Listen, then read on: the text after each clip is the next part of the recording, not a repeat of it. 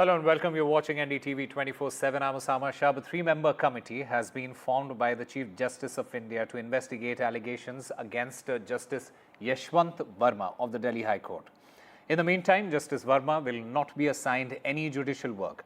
This inquiry comes after a large amount of unaccounted cash allegedly was found at Justice Verma's residence following a fire. Relevant documents, including the report from the Chief Justice of the Delhi High Court and Justice Verma's response, will be made available on the Supreme Court's website.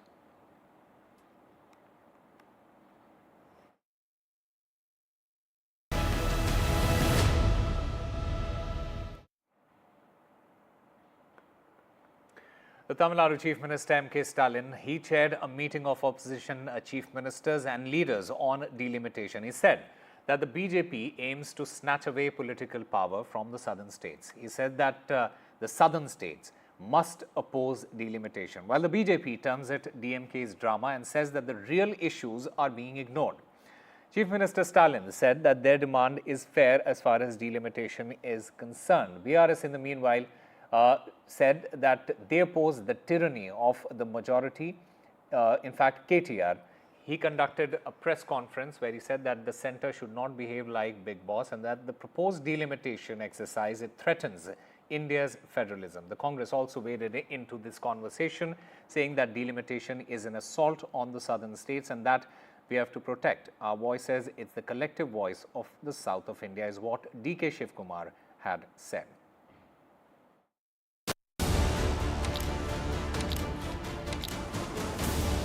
A show of strength by the DMK as it galvanized leaders from ruling political parties, including 3 chief ministers from 7 states, against the centre over delimitation. The meeting in Chennai decided to demand extension of the 1971 population-based delimitation freeze for another 25 years and opposed population-based delimitation that could hurt states that control population growth by reducing their comparative strength in the parliament. Sharing the space with Chief Minister M.K. Stalin were 3 chief ministers, Pinarayi Vijayan, Revant Reddy, Bhagwant Mann, Karnataka Deputy Chief Minister D.K. Shivakumar, and leaders from 14 parties. An embarrassment for the BJP and NDA as ally Pawan Kalyan's Jana Sena marked its presence in Chennai. However, Mamata Banerjee's TMC was conspicuous by its absence. நாடாளுமன்ற தொகுதிகளின் எண்ணிக்கை குறைவது அல்லது நமது பிரதிநிதித்துவம் குறைவது என்பதை நம்முடைய அரசியல் வலிமையை குறைப்பதாகத்தான் பார்க்க வேண்டும். இது வெறும் எண்ணிக்கையை பற்றியது மட்டுமல்ல, இது நமது அதிகாரம், நமது உரிமைகள் மற்றும் நமது எதிர்காலத்தின் நலன்களை பற்றியது. பிரதிநிதித்துவம் குறைந்து வருவதால் நமது மாநிலங்கள் நமக்கு தேவையான நிதியை பெறுவதற்கு கூட போராட வேண்டி வரும். நமது விருப்பமில்லாமல் நமக்கான சட்டங்கள் வடிவமைக்கப்படும். நமது மக்களை பாதிக்கும் முடிவுகள் நம்மை அறியாதவர்களால் எடுக்கப்படும். The union government's approach, which violates federal principles and seeks to curtail the representation of certain states for political reasons, is unacceptable. States being punished for successfully implementing population control policies is unconscionable.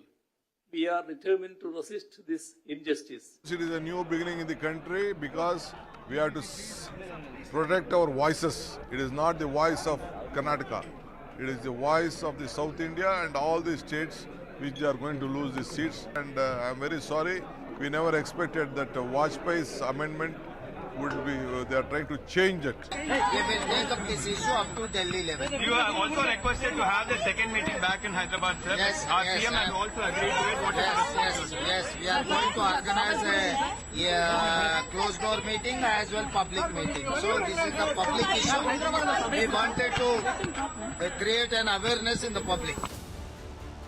Home Minister Amit Shah's recent assurance that southern states will not lose any seats but will gain on a pro rata basis, the leaders who attended the meeting say, is ambiguous. southern states do not lose does not mean that the northern states will not gain disproportionately. That's the concern. That South may nominally get increase in seats, but North may get disproportionate. Those states that have had explosive population growth, despite Government of India's prescription, today cannot be asked to run the country and decide the future course of action for the country. BJP leaders held a black flag protest at their homes, calling this meet premature, fear-mongering, and an attempt by MK Stalin to cover up his government's failure ahead of state elections next year. On what basis you are conducting this meeting? To hide the corruption charges, to divide the people of the country. So they are conducting the meeting to hide and divide. That's all I can say. So instead of telling it is a delimitation meeting, it can be told as corruption hiding meeting. Jagan Mohan Reddy wrote to Prime Minister Modi, mooting the idea of variable population ratio among states to maintain a balance.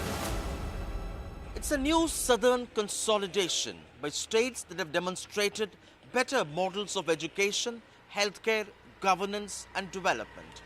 The next meeting would be in Hyderabad. A year before Tamil Nadu elections, MK Stalin aims to turn into a strong voice of the South. And pressure is now mounting on the centre to adopt a consultative approach on delimitation. In Chennai with Suresh, Sam Daniel, Find TV. Maharashtra Chief Minister Devendra Fadnavis, he is in Nagpur for the first time after violence erupted over Aurangzeb's tomb issue. The Chief Minister, he held a review meeting on the security situation there as well, and he will also be visiting the violence-hit areas.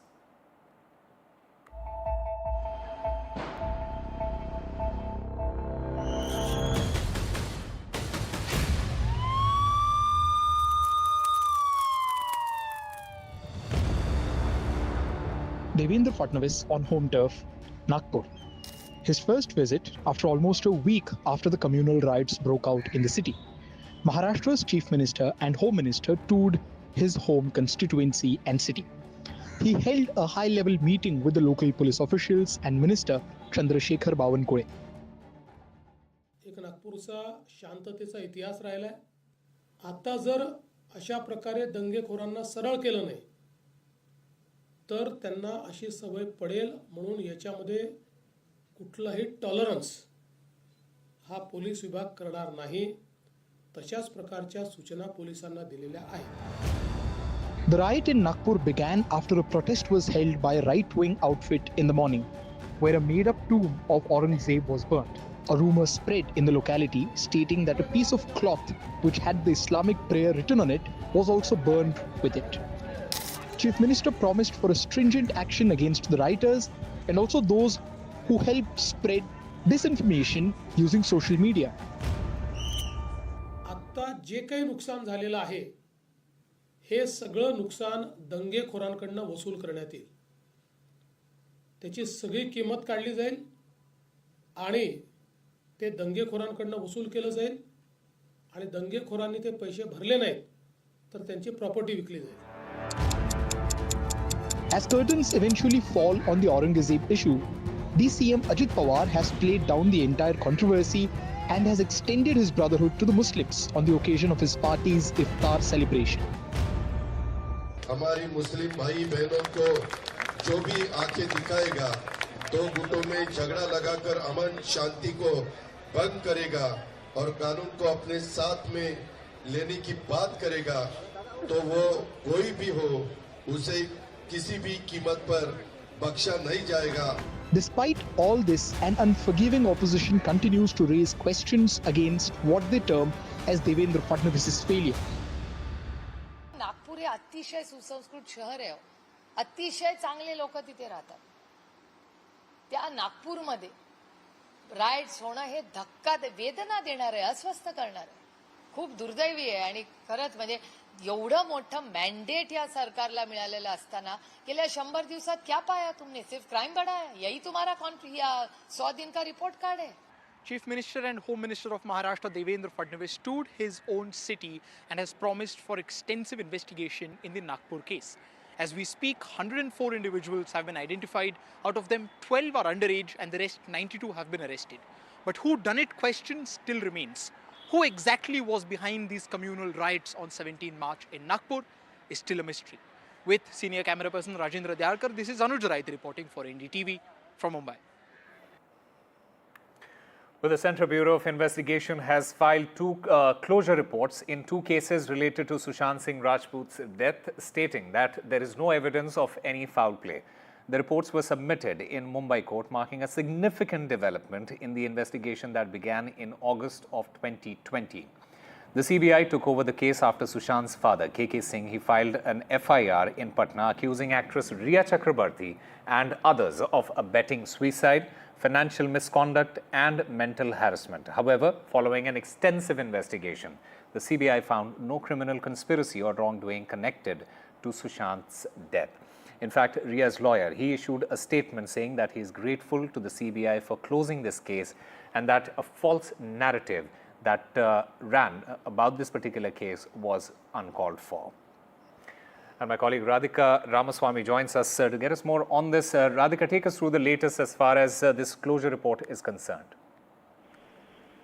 That's right. As you mentioned, after close to 5 years after the death of Sushant Singh Rajput, which had come under immense media scrutiny, the Central Bureau of Investigation, which had taken up the case, has filed a closure report as far as the investigations into actor's death is concerned. It has called it a simple case of suicide. Now, the Bandra court will hear the matter and will decide whether to approve this particular closure report or not. A further date of hearing has been scheduled. The CBI filing two closure reports relating to the case and has absolved all the people who have been named in both the FIRs. One was a counter FIR which was filed by Riya Chakrabarti, and the main FIR, of course, is with respect to foul play that the parents had, that Sushant Singh's parents had alleged, Sushant Singh's father had alleged with respect to Sushant Singh's death, stating that this is not a simple case of suicide, there is foul play, there is abetment to suicide section that was added apart from financial fraud and several other sections as well. Initially, it was the Mumbai police investigating the case who had concluded that it was a case of suicide. Later, Bihar police took over the case, added sections of abetment against Riya Chakrabarti and her family members, and later CBI taking over the case, and now close to 5 years after the death, now CBI conclusively stating that there is no evidence really to establish Riya Chakrabarti's involvement in the case. There is no foul play as being alleged by the family members of Sushant Singh Rajput. We know that Riya Chakrabarti and her family members have come under a lot of scrutiny. There was a lot of hype surrounding. She was harassed. There was a lot of political witch hunt as well, as one may call it that as well, because at the time there were multiple other charges against her, not just by the police but also by other agencies such as the Enforcement Directorate filing a case of financial fraud, and there was a case by Narcotics Control Bureau as well. She was arrested at the time, later was granted bail. And of course, the CJI never really filed a charge sheet in connection to this case, although it had taken up the case under charges of abetment to suicide against Riya Chakrabarti and her family members. But now, some sort of closure, some sort of relief for Riya and her family members who had come under subject of a lot of harassment and scrutiny. And it also vindicates the stand of Mumbai police. And as I mentioned before, this puts a lot of question marks on the Central Bureau of Investigation and its investigation and the probe findings of the CBI, considering they had, taken into account multiple medical reports, AIMS medical reports stating there is no foul play, the injury marks on Sushant Singh Rajput indicating that it was a case of suicide, something that was reiterated by several other medical reports as well. Multiple other eyewitness accounts also pointing at the fact that Sushant Singh died as, he had other issues, psychiatric issues, which led him to take his own life. So there was a lot of evidence established to this theory, not really a foul play theory. So CBI really in an embarrassing position at this point, which took 5 years to investigate this case and then finally coming in with a closure report absolving all of the accused, including Ria and her family members. Right. Radhika, in fact, now when you look at it, what are the potential next steps after the closure report is filed? Could the court order further investigation suo motu, or is this particular matter effectively closed unless it is contested by the family now? That's right. It really depends on what the court decides to do. It will go through the closure report. There is a possibility it may ask for further investigation by the CBI, or if it is satisfied with the closure report that has been filed, then it can be allowed by the court, and therefore the entire case can be disposed of. So this is why the next hearing is scheduled in the Mumbai Special Court. The court will look at the matter, examine the closure report, and then decide whether it is satisfied with the probe. In most likelihood, it will allow this closure report because CBI is a premium central investigation agency. It took 5 years.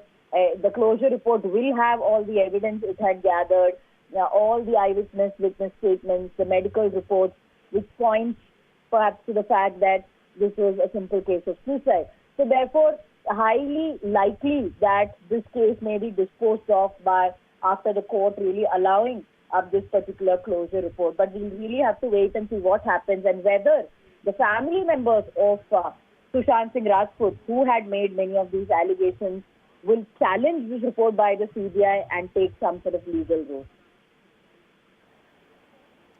All right. So big development there as far as this particular case is concerned. The Central Bureau of Investigation, it has filed the closure reports in 2 of the cases related to Sushant Singh Rajput's deaths, stating that there is no evidence of any sort of foul play. The reports were submitted in the Mumbai court, marking a significant development in the investigation that began in the year 2020 in August.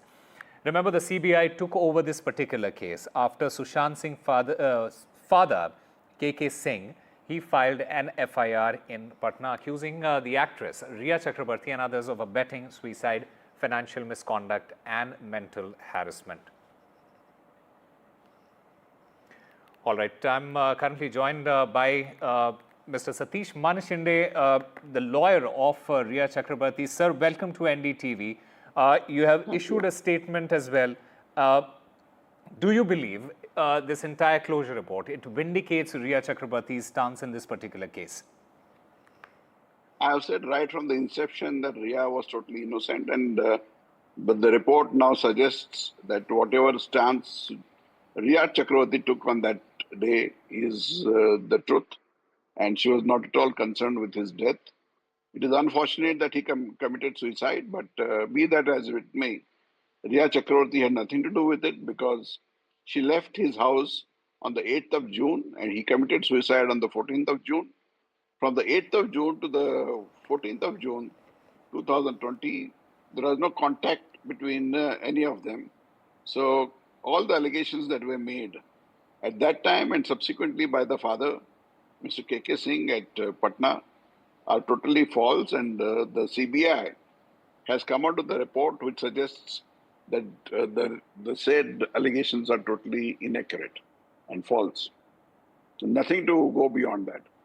Absolutely. And sir, in the aftermath of the entire incident, that unfortunate incident, when Sushant Singh Rajput passed away, he died of suicide. The kind of vilification that happened of the actress Ria Chakrabarti, just take us through what exactly was going on at that particular moment, at that particular time, and how Ria coped up with the entire campaign that was being done against her. I still remember on a day at about 7:30, 8 o'clock, a friend of mine, close friend of mine, contacted me that Ria Chakrabarti would want your legal help. And when she contacted me, she was in dire state. The entire media and the police authorities and a few gundas had surrounded her building, and she had no access to anybody. And ultimately, my colleague, Anandini Fernandez, rushed to that place, and she too had a great difficulty in approaching Ria Chakrabarti's residence to give her legal help. And ultimately, when Ria Chakrabarti could seek legal help, we approached the Supreme Court to transfer the case. It's a different matter that the Supreme Court was, convinced by the arguments of the family of Sushant Singh Rajput to transfer the case to the CBI, and the CBI investigated the case. And Riya Chakravarti went through a hell during the entire stage. She was falsely implicated by the NCB, she was falsely implicated by the ED, but ultimately nothing has turned out from those two cases. And even in the main case, the CBI ultimately came to Mumbai and investigated the case thoroughly. Though they have taken 4.5 years to put an end to this case, I salute the CBI for having investigated every aspect of the case and put a closure to this case.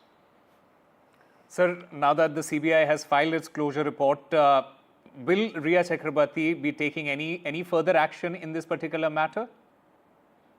It is not warranted, and I don't think she'll take any action. There's no need to take any action.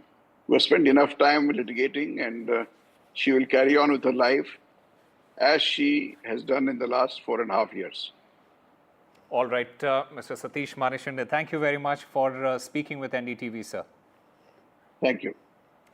Time now for a very short break. More news and updates on the other side.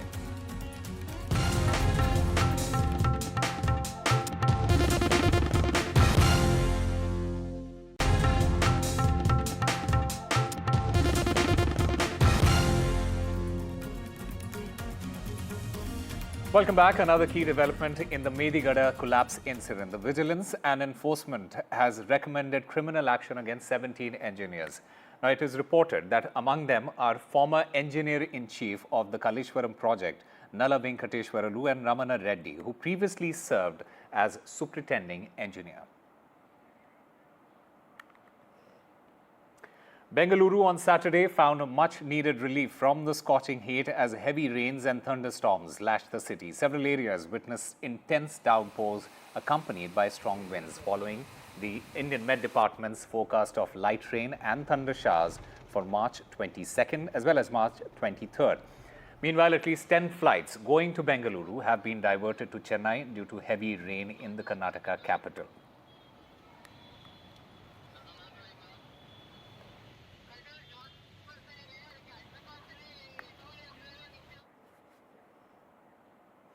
And in some good news, Pope Francis, he is set to be discharged. He's set to be discharged on the 23rd of March. Remember, the Pope was recovering from pneumonia.